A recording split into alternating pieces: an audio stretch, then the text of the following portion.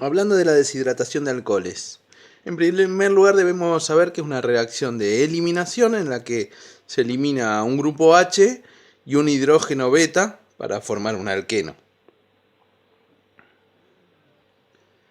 Como veníamos diciendo, en esta reacción el grupo OH es un mal grupo saliente, por lo cual no se va a producir espontáneamente ni en condiciones normales, sino que vamos a tener que agregar calor y catalizar con un ácido para convertir el oxidrilo en agua y transformarlo en un grupo saliente, en un buen grupo saliente. Por lo general se utiliza ácido sulfúrico.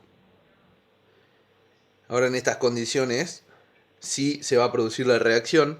Recordemos que el ácido sulfúrico es un catalizador, por lo que no interviene en la reacción, sino que solo la cataliza. Por otro lado, en el caso que planteé aquí, daría lo mismo que el doble enlace se forme entre estos dos carbonos o que se forme entre estos dos carbonos, ya que nos daría el mismo producto.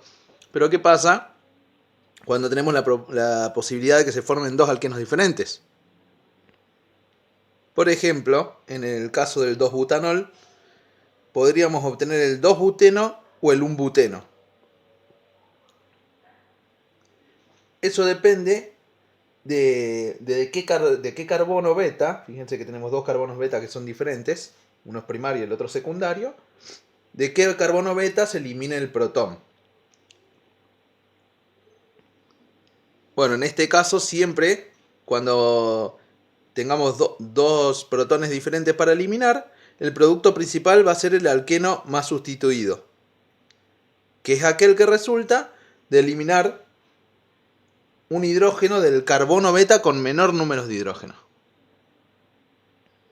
Recuerden que el alqueno más sustituido, en este caso el carbono más sustituido, siempre es aquel que tiene menor cantidad de hidrógenos. En este ejemplo en particular, tendríamos este carbono con 2 hidrógenos, este carbono con 3 hidrógenos, por lo cual se va a eliminar un hidrógeno de este carbono, que es el que tiene menor cantidad de hidrógenos, y nos va a dar este producto. Es decir, esta reacción no se da, sino que se da la que produce el alqueno más sustituido. Por otro lado, la deshidratación y la hidratación son dos reacciones inversas. Es decir, la deshidratación de un alcohol es la reacción inversa a la hidratación de un alqueno. La hidratación de un alqueno es una reacción que ya vimos cuando dimos alquenos y también se daba en las mismas condiciones, con medio ácido y temperatura. Entonces, si nosotros queremos ahora deshidratar un alcohol, ¿cómo hacemos para evitar que se dé la reacción opuesta, que se hidrate el alqueno? Bueno, la respuesta es que los alquenos son más volátiles. Por este motivo, si durante el transcurso de la reacción vamos eliminando el producto por evaporación, vamos a favorecer la reacción directa frente a la reacción inversa, así como lo indica el principio de Le Chatelier.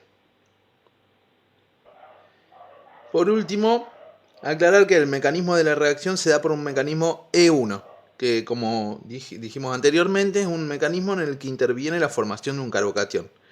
Es decir, que también vamos a tener la posibilidad de reordenamiento. De la misma manera, basados en la reactividad de los carbocationes, es decir, la facilidad de que se formen los carbocationes, vamos a tener distintas condiciones para las reacciones de alcoholes terciarios, alcoholes secundarios o alcoholes primarios.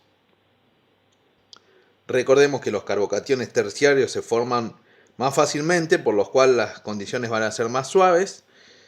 Los alcoholes secundarios forman carbocationes que tienen una estabilidad intermedia, y los alcoholes primarios van a formar carbocationes que tengan muy poca estabilidad, por lo cual les vamos a necesitar condiciones muy severas. Cuando el alcohol es terciario, se va a necesitar una temperatura de 50 grados aproximadamente y una concentración de ácido sulfúrico diluida, es decir, más o menos del 5%.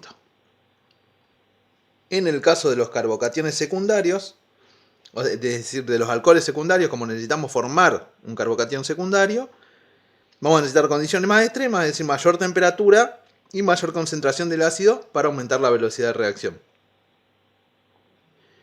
Y de la misma manera, para alcoholes primarios, al formar un carbocatión primario ya es muy difícil, vamos a necesitar condiciones mucho más extremas y bueno, concentraciones también altas del ácido.